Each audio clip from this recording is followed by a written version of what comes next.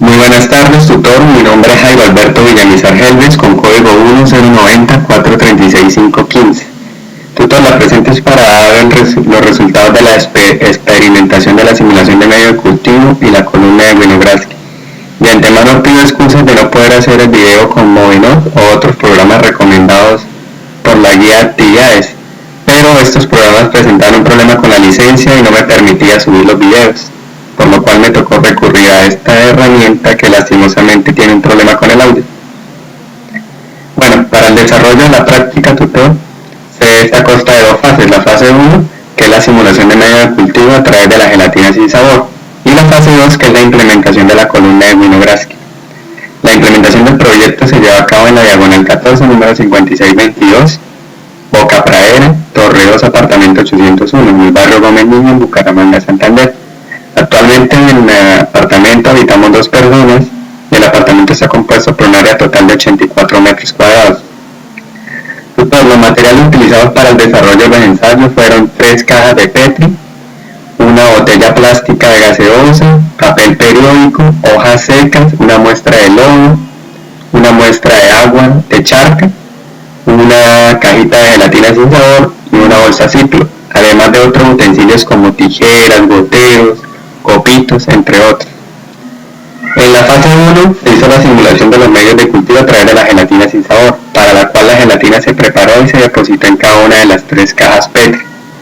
Para las 3 se hicieron una serie de siembras, por decirlo de alguna manera. Para la primera, que fue la muestra de suelo, se colocan unos pequeños gramos de suelo en la mitad de la caja Petri y se guarda en un sitio donde reciba la luz, pero que no sea tan caloroso, para que no se vaya a derretir la gelatina sin sabor. La muestra, al cabo de los 15 días, presenta un crecimiento de hongos que crecen alrededor de la muestra. Algunos tienen esporas, que es el contenido blanco que podemos ver en la imagen. Entonces hubo un crecimiento en esta muestra. Para la muestra de agua de charca se utilizó una gotica de agua de charca y se le hizo el extendido a través de un copito Johnson, pero lastimosamente después del tiempo, que fueron 8 días, no hubo crecimiento de nada, no se logra observar nada, solo el medio de cultivo que viene siendo la gelatina sin sabor. Para la muestra de hongo, esta se tomó una pasta que estaba en descomposición, se quitó el pedacito donde estaba el hongo y se colocó en la mitad de la caja Petri. La muestra de hongo creció a través de los días y se logró extender, creando una capa más grande. Esa fue la fase 1. Para la fase 2 se hizo la implementación de la columna de Winogradsky. Esta columna es un instrumento que se utiliza para estudiar y demostrar las relaciones que existen entre los diferentes microorganismos. Esta permite ver, de acuerdo a una serie de colores o capas, las tolerancias medioambientales que ellos poseen y las necesidades vitales que ellos utilizan, como es fuente de carbono y energía. Para la construcción de la columna se utilizó la mitad de una botella plástica, a la cual se le agregó la muestra de lodo en el fondo, con el papel periódico y las hojas secas, las cuales se cortaron en pequeños trozos. Una vez se compacta esa capa, más o menos unos 10 centímetros, se le agrega el agua de charca.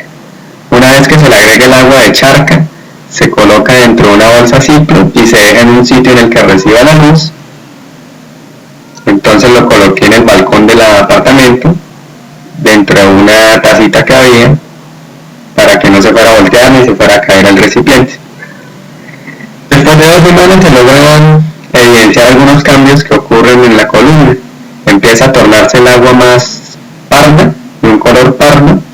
En la parte superior queda como una capa de color como verdecito, y vemos que a través de la bolsa Ziploc hay una transpiración o desprendimiento de dióxido de carbono.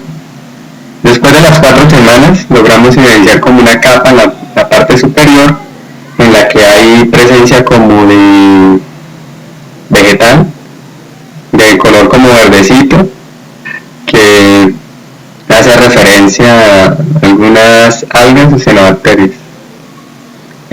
Después de estas 4 semanas se evidencia que la columna totalmente se tornó un color pardo, siendo más oscura en el fondo.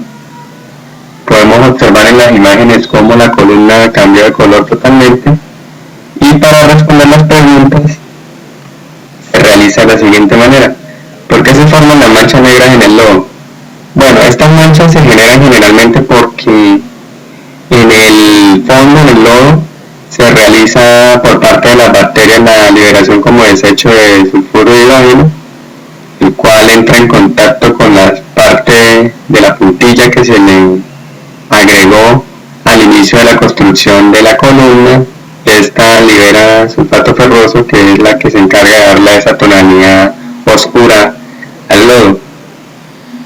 ¿Por qué en la parte superior de la columna es verde? Esto se debe a que en la parte superior hay presencia de cianobacterias y pequeñas algas que son fotosintetizadoras. Esto debe a que en la parte superior es donde está la zona aerobia de la columna. La siguiente pregunta es: ¿cuál es la fase anaerobia de la columna? La fase anaerobia de la columna hace referencia a la parte inferior de la columna, que es en la cual se encuentra el lodo. Esta zona anaerobia es donde las bacterias liberan como desecho el sulfuro de hidrógeno, que reacciona con la puntilla y se generan esas manchas oscuras. Para la siguiente pregunta: ¿cuál es la fase aerobia de la columna? La fase aerobia de la columna es la parte superior, que es en la cual donde hay mayor presencia de oxígeno y en las cuales se pueden desarrollar las algas y cianobacterias que captan la energía solar y pueden reproducirse. Para la siguiente pregunta: ¿cuál es la fase microaerófila de la columna? Es la parte intermedia de la columna, en la cual es donde hay unas concentraciones parciales de oxígeno y de azufre, y es donde empiezan a crecer las bacterias que son degradadoras del azufre y empiezan a hacer esta actividad. La siguiente pregunta es: ¿a qué se debe el olor a huevo podrido en dichos sistemas? Este olor característico es del gas sulfuro de hidrógeno, que tiene esa característica principal, tener un olor muy putrefacto, que es como huevo podrido. Esta se genera por los desechos que liberan las bacterias después de alimentarse y de hacer sus procesos metabólicos. La siguiente pregunta es: ¿qué aplicabilidad tiene el experimento o qué le permite entender dentro del ejercicio de la ingeniería ambiental? Este experimento me permite diferenciar la relación que hay entre las diferentes comunidades de microorganismos para muestras de lodo y de agua. Esto se da que estos microorganismos, ya depende de que utilicen el oxígeno o no, sean aerobios o anaerobios, ellos hacen una serie de procesos para poder subsistir, por decirlo de alguna manera. Para ellos crecer y desarrollarse, ellos fijan carbono, utilizan la luz solar, como en el caso de las cianobacterias. Todo este tipo de interacciones que tienen estos microorganismos y desechos que generan y en qué pueden contribuir, como por ejemplo la reducción de los tóxicos. Entonces es muy aplicable para los sistemas de bioremediación, en el que utilizan microorganismos para eliminar esta serie de tóxicos. Entonces es muy importante su estudio, por lo cual esta columna es como una buena ilustración de lo que los microorganismos pueden llegar a desarrollar en un sistema. Entonces es importante conocerlo y fue muy chévere haber realizado esta práctica. De antemano doy gracias, tutor, por el tiempo, y al igual pido excusas por no poder hacer el video de otra manera, debido a que tuve muchísimos problemas para conseguir un programa en el que pudiera salir la parte de la cámara, pero me fue imposible. Muchas gracias y quedo atento a sus sugerencias, tutor.